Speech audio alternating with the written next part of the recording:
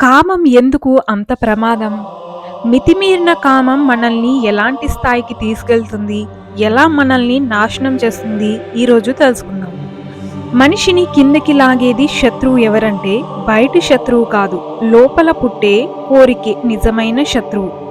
భగవద్గీతలో శ్రీకృష్ణుణ్ణి అర్జున్ని చూస్తూ ఒక మాట అంటాడు.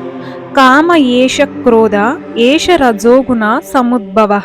అంటే కామమే, ఇది కోపమే, ఇది రజోగుణం నుంచి పుట్టిన మహాశత్రువు ఇదే అని స్పష్టంగా చెప్తాడు. కామం అంటే శరీర కోరిక మాత్రమే కాదు, ఎక్కువ కావాలి, ఇప్పుడే కావాలి, నా కోసమే కావాలి అనే లోభమే కామం. మనసులో ఒక కోరిక పుట్టినప్పుడు అది చిన్నగా కనిపిస్తుంది, కానీ నియంత్రణ లేకపోతే, దాన్ని మనం నియంత్రించలేకపోతే అదే కోరిక మనిషిని నియంత్రించడం మొదలుపెడుతుంది. అగ్ని మొదటగా చిన్న మంటలాగే కనిపిస్తుంది, కానీ అది పెద్ద అరణ్యాన్ని కూడా కాల్చగలదని మనం మర్చిపోతాం. కామం కూడా అంతే. మొదట ఆనందం ఇస్తుంది, తర్వాత అలవాటవుతుంది, చివరికి బానిసని చేస్తుంది. శ్రీకృష్ణుడు ఒక స్పష్టమైన విషయాన్ని చెప్తాడు. విషయాలపై ధ్యానం చేస్తే ఆసక్తి పుడుతుంది, ఆసక్తి పెరిగితే కామం పుడుతుంది, కామం అడ్డుపడితే కోపం పుడుతుంది, కోపం పెరిగితే బుద్ధి నశిస్తుంది, బుద్ధి నశిస్తే మనిషి తనను తానే నాశనం చేసుకుంటాడు. ఇది కేవలం తత్వం కాదు, ఇది ప్రతిరోజు మన జీవితంలో, సొసైటీలో జరిగే పచ్చి నిజం. ఇది మితిమీరిన కామం మనల్ని ఎక్కడి వరకు తీసుకెళ్తుంది? మితిమీరిన కామం మనిషిని ధర్మం నుంచి దూరం చేస్తుంది. సిగ్గుపోతుంది, క్రమంగా భయం పోతుంది, అది నిదానంగా నేను పాపం చేస్తున్నాననే భావన కూడా తీసేస్తుంది. ఇది తప్పు అని తెలిసినా మన చేత చేయిస్తుంది. ఇది నాశనం, మనల్ని నాశనం చేసేస్తుందని తెలిసినా ఆగనివ్వదు. మనిషి తన కుటుంబాన్ని మర్చిపోతాడు, తల్లిదండ్రుల్ని మర్చిపోతాడు, నువ్వు కన్న పిల్లల్ని మర్చిపోతాడు, తన గౌరవాన్ని తానే త్యాగం చేస్తాడు. చివరికి ఆనందం కోసం మొదలైన కామం బాధగా మారుతుంది, తర్వాత బానిసత్వంగా మారుతుంది, తర్వాత అవమానంగా మారుతుంది. భగవద్గీతలో కామం గురించి కృష్ణుడు ఏమంటాడు?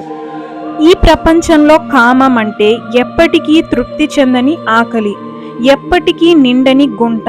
దానికి ఎంత ఇచ్చినా సరిపోదు, ఎంత అనుభవించినా తీరదు. అదే కామ స్వభావం. కామం వల్ల నాశనమైన జీవితాలు ఉన్నాయా? ఉన్నాయి. రావణుడు మహాపండితుడు, శివభక్తుడు కూడా, ఎన్నో శక్తులు ఉన్నవాడు. కానీ సీతపై కామం ఒకే ఒక్క కోరిక. ఆ ఒక్క కామమే లంకను కాల్చింది, వంశాన్ని నాశనం చేసింది, చరిత్రల్లో రావణుణ్ణి దుర్మార్గుడిగా మార్చింది. ఇంకొకరు ఎవరైనా ఉన్నారా? దుర్యోధనుడు. ద్రౌపదిపై ఉన్న కోరిక, అహంకారంతో కలిసిన కామం.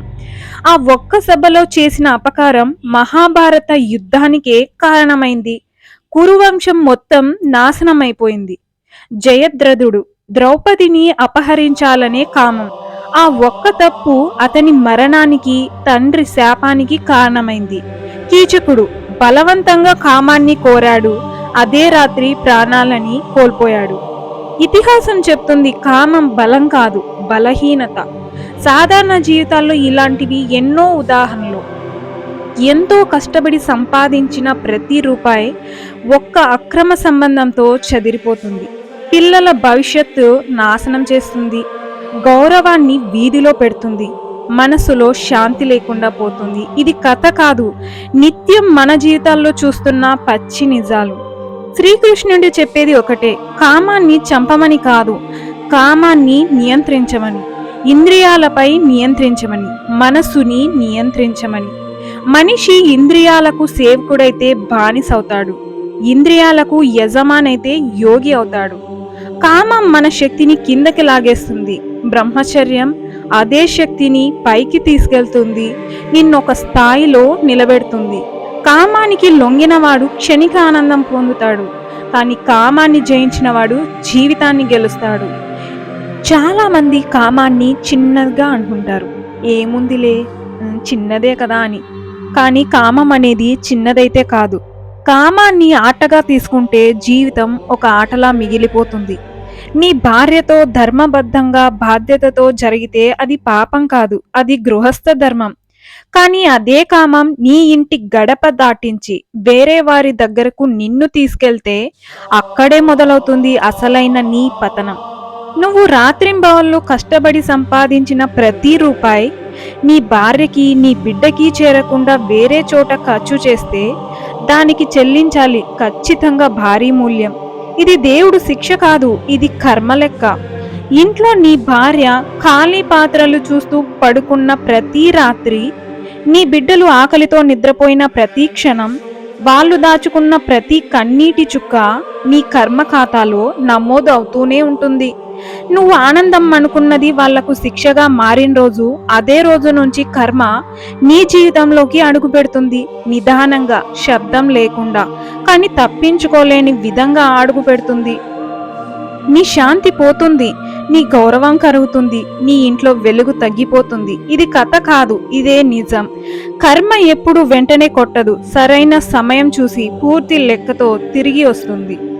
ఆ కర్మ నీ జీవితాన్ని ఎలా తారుమారు చేస్తుంది, నీ ఇంట్లోకి ఎలా అడుగు పెడుతుందో నెక్స్ట్ వీడియోలో తెలుసుకుందామా? Keep watching. ఎవరైనా మన ఛానల్ని ఫస్ట్ టైం చూస్తున్నట్టయితే ఇప్పుడే సబ్స్క్రైబ్ చేసుకోండి.